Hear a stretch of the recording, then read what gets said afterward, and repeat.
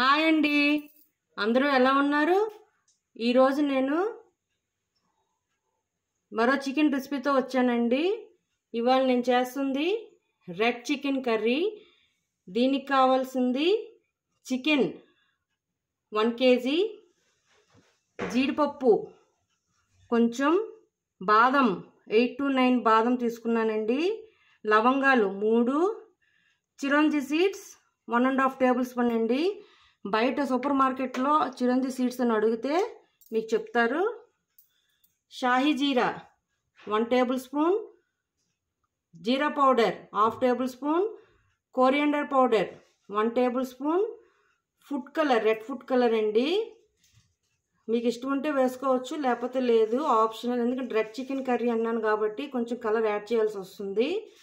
పెరుగు 3 tablespoons, కొత్తిమీర 1/2 కట్ట, పచ్చిమిర్చి 3, దాల్చిన చెక్క 1 ఇంచు దాకా, ఇలాచీస్ 3, లవంగాలు 6 నుంచి 7, ఫ్రైడ్ ఆనియన్స్ 2 ఉల్లిపాయలు తీసుకున్నానండి, శుభ్రంగా డీప్గా ఫ్రై చేసుకున్నాను.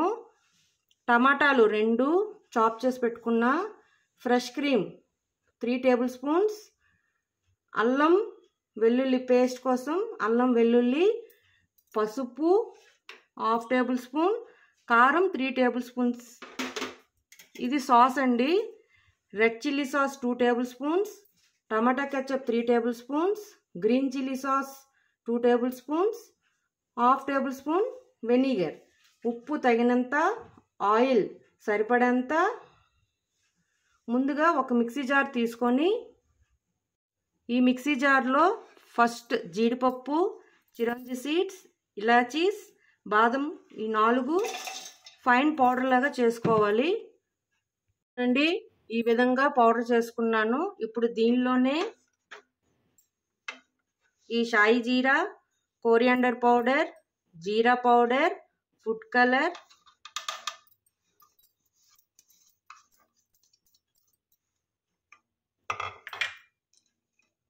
పచ్చిమిర్చి, అల్లం వెల్లుల్లి, పసుపు, కారం,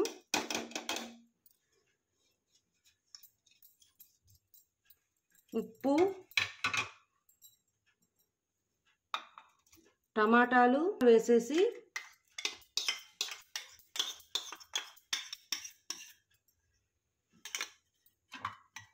ఈ గరం మసాలా థింగ్స్ కూడా వేసేయాలండి. యాలకులు, లవంగాలు, దాల్చిన చెక్క ఇవన్నీ కలిపి శుభ్రంగా గ్రైండ్ చేసుకొని ఫైన్ పేస్ట్లా చేసుకోవాలి.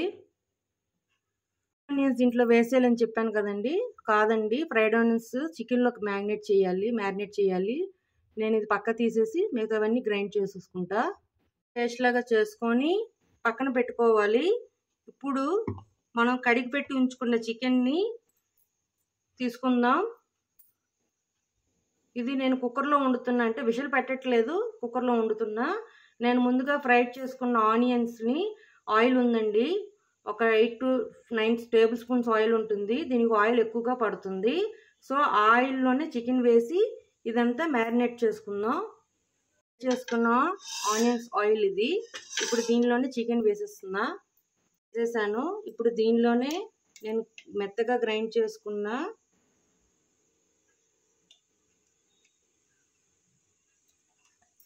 ఈ పేస్ట్ అంతా వేసేస్తున్నాను.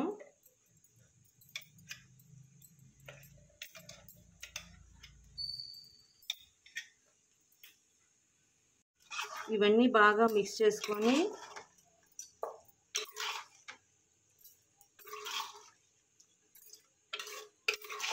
దీనిలోనే మనం ఫ్రై చేసి పెట్టుకున్న ఫ్రైడ్ ఆనియన్స్ కూడా వేసేస్తున్నా.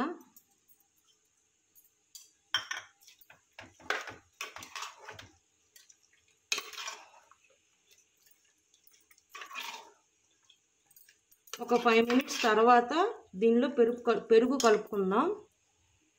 మినిట్స్ అయ్యింది. ఇప్పుడు దీనిలోనే పెరుగు కూడా వేసుకొని బాగా మిక్స్ చేసుకోవాలి.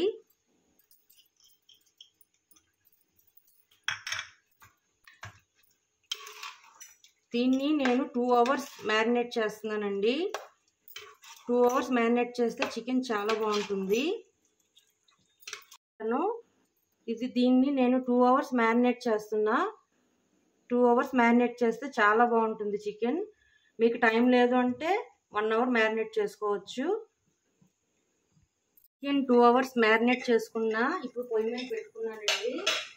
ఇది మీడియం ఫ్లేమ్లో అలా ఉడికించుకోవాలి దగ్గరికి అయ్యేదాకా.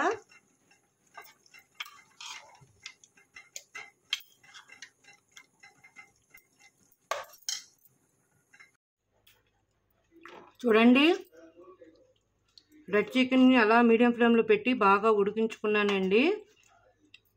బాగా టేస్టీగా ఉందండి. అంతేనండి, రెడ్ చికెన్ రెడీ.